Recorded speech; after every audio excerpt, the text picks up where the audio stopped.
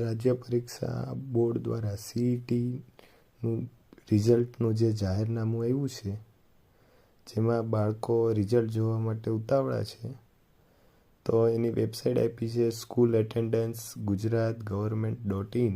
તો આપણે એ વેબસાઇટ ઉપર જઈને જોશું કે અહીંયા રિઝલ્ટ દેખાય છે કે કેમ.